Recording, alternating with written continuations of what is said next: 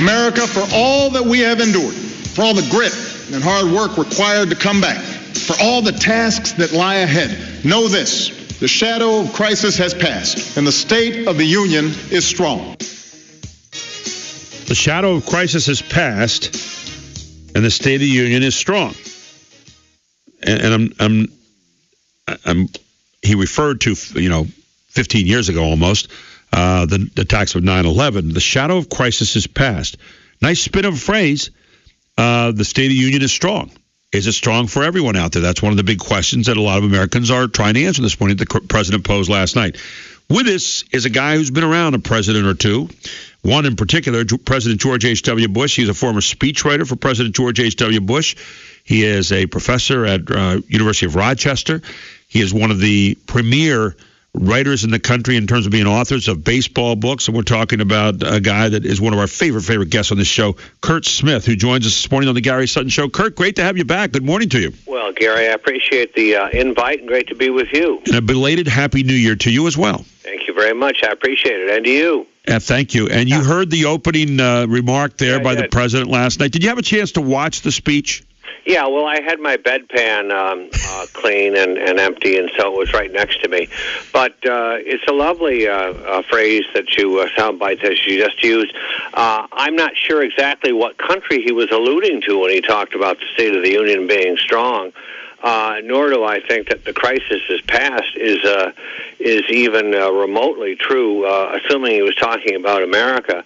For one thing, he has he doesn't learn from mistakes. It was Obama that was several years ago talking about how Al-Qaeda is on the run. That's a good one, right? Right. That's a million laughs. Hasn't laughs. worked that well. And then talking recently about how Yemen is a marvelous example of democracy, and of course, sporting it's in the middle of a coup. Yemen is, that's right, a mid-conflagration.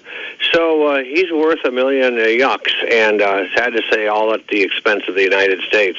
But the problem is when you have someone who so transparently and so frequently lies. And you can go at Obamacare in terms of how, if you like your doctor, you can keep him. If you like your medical care, you can keep it. At how he was so many times proclaiming the war on terrorism over, except he wouldn't use the word war or terrorism. Right. And now, of course, he won't use the term Islamic terrorism. This is as preposterous. This is a game a 5-year-old might play, which probably emblemizes his knowledge of foreign policy. But you look at this, and this is akin to Franklin Roosevelt or Winston Churchill not using the term Nazis. Of course, Churchill referred to them as Nazis. Right. In World War II, even as we fought against the tyranny of Nazi Germany to free all of Europe, they would have thought our president was out of his mind. And they may have had a point right now. Or for example, when we fought against Saddam Hussein in the Gulf twice, had we not mentioned the word Hussein because it was offensive to him, right. And we were so concerned about his feelings. This is something that you look at, and every time that you think he can't get lower, he does, and he basically lowers himself to our lowest expectation and meets that low expectation time after time after time. When someone lies, we know that as human beings, after a couple lies, we no longer trust him. And this president has been guilty of what Churchill called terminological inexactitude, meaning a lie, of course, that after a while you tune him out. And I, for one, have tuned him out, and I think polling shows that most of the country has. There was one line last night, and I was driving home from doing a basketball game on TV, and I ended up coming home and watching it anyway, but I listened to it on the radio. And there was this line last night that I'm going to play for you that I think speaks to exactly who he is right now in his presidency and exactly what he was saying last night. And it was this line alone. Here it was. I have no more campaigns to run. My only agenda... I know because I won both of them. It's probably one of the few lines that he had that was not read for the teleprompter. Right. And yet the Republicans were clapping, kind of a half, right. joking kind of clap. And yet, when he came out in November, the day after the election, Right. He denied that basically they had lost, and he was going to move on, and he's done that since with the immigration order. He's done that since with Cuba for the most part. And so when you listen to that line, it basically says, I'm listening to the part of the country that didn't vote for you idiots that lost the midterm elections, but they voted for me when we had the presidential elections, and that's who I'm listening to. He's putting his whole presidency on that right now. He is a man singularly bereft of grace. There's not a scintilla of DNA marked grace in his entire body. He is the exact opposite of what Churchill said. In victory, he is not magnanimous. In defeat, he is not defiant. In defeat, he is fanciful. He engages in fancy. And he engages in rhetoric from another planet. And I meant to say that when he talks about the spirit of crisis, he is the spirit of crisis. I mean, he means crisis. And you and I both know, and I would suggest that just about every one of your listeners know, that as long as he is president, the question is not if we're going to be hit again with another terrorist strike, but when. Because we have no confidence in his ability to protect the homeland. We have no confidence in the ability to stand up for the United States. Do we have any confidence anymore, Gary, that he even likes this country? Do you believe he likes this country? I believe that he likes his vision of this country. The country in which you and I grew up. I don't believe he does, even though he said more about it last night than I think I've ever heard him say in any one speech. Well, words are cheap. I know. And they're worthless, in fact, in his lexicon. And having written speeches, I know, how cheap words are. And, they can momentarily give you a bump in the poll, but in the end it comes down that I think he has worn out his welcome. It's fascinating because 2 terms of Ronald Reagan were not enough. I mean, the Gipper was so wearable, so aw shucks, so marvelous, so modest, so becoming in that modesty, so graceful, so courteous, so patriotic, so loving of this country, that 2 terms of his, we wanted a third. And even at age 73 in 1988, the American people, by Gallup and Zogby polls, said by 2-1, we're ready to vote for Ronald Reagan again. Of course, it was good that he didn't run because the first particles of Alzheimer's were becoming apparent in retrospect. But the point is, we didn't know that, and we were willing and wanted another term of the Gipper. We just want this guy to go. When you write a speech, now you've been involved in writing this kind of speech before. Right.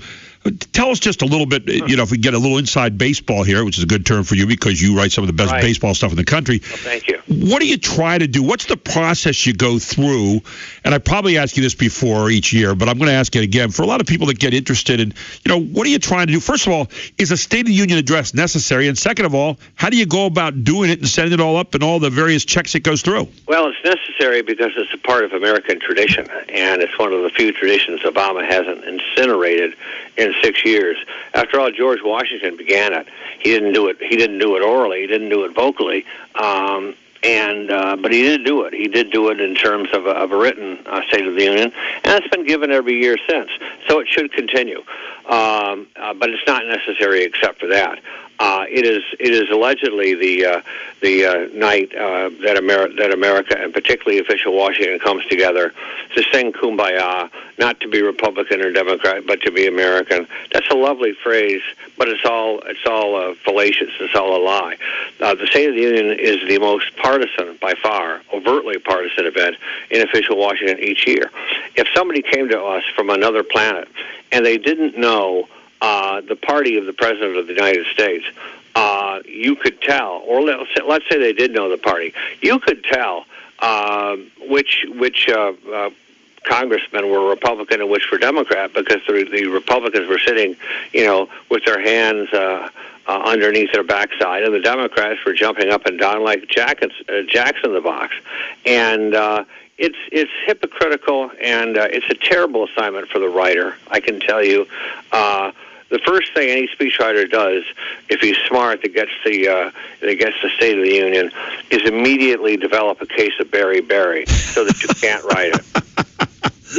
Or malaria, or some leprosy, or some rheumatic disease. But even that didn't get you out of it, right? Well, I didn't, write the exclusive. I helped a couple times. Right. Let's put it that way. And they tend to become committee efforts, which is one reason they're so boring. And another reason is because they become a laundry list. And I can attest to this. When it becomes known when writers are even involved in the State of the Union, they develop new friends very quickly that they've never met and will never meet again. They get emails, or in our time, we didn't have emails. Isn't that amazing? And you still managed to get along, huh? I still managed to get along, in fact, better because of it. And so we would get telegrams, singing telegrams. We would get all sorts of things. Let's say an example, some low-level bureaucrat in the Commerce Department would try to petition the writer to convince him that the future of Western civilization would crumble unless his pet project in the Commerce Department was mentioned by the president in his speech. And you would have 100, 200, 250 people like this trying to convince you that the interests of the president, of course, not the lowly bureaucrat, dictated that program be mentioned. But you cannot listen to this. You're not writing for the bureaucrat. You're writing for the president. And you have to develop a theme, and everything develops from the theme. And you pick and choose what supporting evidence you will have, but it must be a thematic speech. It must sing. It must be lyrical. It must be poetic. It was just enough substance in there to protect yourself against the charge that it's all style and no substance. But it is a thankless assignment, because not only are you subject to bureaucrats, but other spokesmen throughout the administration are sending you memoranda. So you're just absolutely surrounded, overwhelmed by the written material, the memoranda that is sent to you by members of the administration. So the happiest person in the world is the writer that has written the speech on the night of the State of the Union. You're almost too tired to note whether the speech is well received or not, which is really saying something. Believe me. How do you weed all that stuff out? I mean, how do you go through it? Do you have to go through the president and say, what do you want to put in here? We'll get the words for you, but you got to tell us what you want. You have too many meetings to count. Yeah. So many meetings that makes corporate America look minor league in comparison. Meetings for meeting's sake, and to see what and the theme shifts time and again. In most administrations, I think, as circumstances on the ground shift, you are constantly rewriting once again. And as I remember the State of the Union, it goes through 25 or 30 drafts, and wow. Draft 25 may or may not have any resemblance whatever and relevance to draft 1. So, as I said, it is a thankless assignment, because an inaugural is much better, because that is poetry. It must be, and it must resonate. It has to sing, and the brief and the best ones do. And the best inaugurals are brief. Briefer is better. Look at Kennedy's speech, right, for example. That's not necessarily true with State of the Union. In fact, by definition, it can't be short. There's too much to collect, too much to discuss. And Obama comes in at about an hour. Reagan, who was the best there was ever at giving the State of the Union, he would incorporate, as he was writing his speech, how much applause he thought he would get. And, of course, he was a master at all attributes of the State of the Union. And he would, therefore, gauge and judge how much he should write according to how much applause he thought he would get. And he would never go over an hour, even including applause. Clinton, on the other hand, whom we know had no self-discipline in any part of his life, if you know what I mean. I got you. Had no discipline when it came to the State of the Union. You remember how it was. Yep. 90, 95, 100 minutes. He's still blabbering up there. Eyes twitching, mouth, twitching, eyes reddening, and biting the lip. Yeah. Unbelievable. I mean, the rating was quite high at the beginning of the State of the Union. It was lower than the Shopping Network by the end of the speech. Amazing stuff. Hey, we're going to take a break. We're going to come right back, and I want to talk to you a little bit more about listening to speeches. For those of us out here on Main Street, how many people truly listen and hear? Right. And what do they need to be aware of when they hear speeches like this? You hear so many people say, what a great speech. Oh, he's back. We got the guy back again.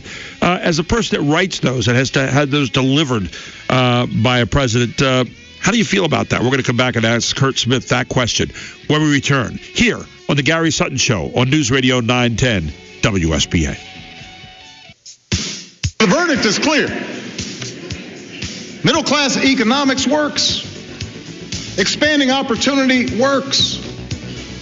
And these policies will continue to work as long as politics don't get in the way. That was President Obama in last night's State of the Union address. Curt Smith, former speechwriter for President George H.W. Bush, with us here this morning. You know, when I hear people, if I hear one more line that has middle class in it, I think I'm going to have to get myself a bedpan too, Curt. This whole middle class being used as kind of an ingratiating kind of thing constantly makes me just nauseous anymore. Well, and middle class economics, what does that mean? Well, to the Democrats, it means that you tax and spend. It's a crock to them. I mean, you've had a president for 6 years that has done nothing except more on the middle class. I mean, the taxes and spending has come out of the upper class, yes, but they can afford it. They hardly miss it. We do miss it, and yet the taxes have risen on us. The spending has risen exponentially. Obamacare has sent the cost of socialized medicine up, and it will continue to go up, especially when the provisions in terms of health care kick in for businesses later this year. And so there's nothing middle class about Barack Obama. He's a dilettante. He's the victim of or the beneficiary, I should say, of reverse discrimination. He's had it easy all throughout his life. He's been given everything throughout his life. He's never had to work for anything, has he? Nope, not that I know of. And in his 51 years or however many years, I mean, he's looking old, but nothing compared to what he's done to us. And it is astonishing. But they are so dishonest and so incredibly cynical. Cynical is the first word that comes to mind. They are without honor, certainly without honesty. There's not a program, in essence, in their vernacular that even tangentially reeks of the middle class, whether it be economic or especially social. I mean, this is a gang that has declared war on the Catholic Church, on Protestant churches, on the Boy Scouts, on the Girl Scouts, through Obama, on various agencies throughout the country, and they sued states who wanted to help to enforce immigration laws. Precisely. I mean, he doesn't care if our border security is enacted. He doesn't care whether we're safe, and therefore he has violated the oath of office that he took when he said that he would guard. I mean, this is another yuck. How ironically and sickly apt is this? His oath of office requires that he defend the United States against all enemies, foreign and domestic. Yep. I mean, he refuses. He doesn't care about the sovereignty of the own nation that he allegedly heads. This is the first president in the history of the United States that I can honestly say loathes, detests the history and the tradition and the lineage of the United States. There was a time, it seems to me, where we had some speeches given, and I'm not saying necessarily Democrat or Republicans, but they were given sparingly. And I know you've been on the end of writing a lot of speeches for presidents over the years, some very famous lines that you've been responsible for as well. You also, in writing those too, I would suspect, though, that one of the things you had to also do was to listen and to say, is there truth behind what I'm writing? Because I can't imagine you writing something that's going to be patently false. And so how should we listen to speeches as regular people out here on Main Street? I think you listen with some caution. I think this is a terrible thing to say, but I think it's true. You listen with the expectation that unless you listen very carefully, your president will lie to you. Which is a shame. Which is just... Has it always been so? No, it's not always so, but it's true right now. It was never so under my former boss, Bush 41. May I give you a plug? I mentioned this before, but my new book on George Herbert Walker Bush, George H.W. Bush, Character at the Core, was just released about 6-7 weeks ago. Congratulations. Thank you. And already it's University of Nebraska Press's runaway bestseller for its fall and winter offerings. But do you know that not once, Gary, in 4 years, we would have meetings, communication meetings, about radio and TV and what we would say in terms of polling. Not once in 4 years was I ever, or any writer ever, asked to change a word, to change a term, to change a sentence, or even to consider any political overtones. Compare that to this gang, who are concerned only with political overtones and not with what's best for the United States. So you were never asked to really compromise your principles, never asked to say, hey, something less than the truth. No. What would you have done if you'd been asked that? I would not have written the speech. And incidentally, a writer is allowed by basically unspoken tradition.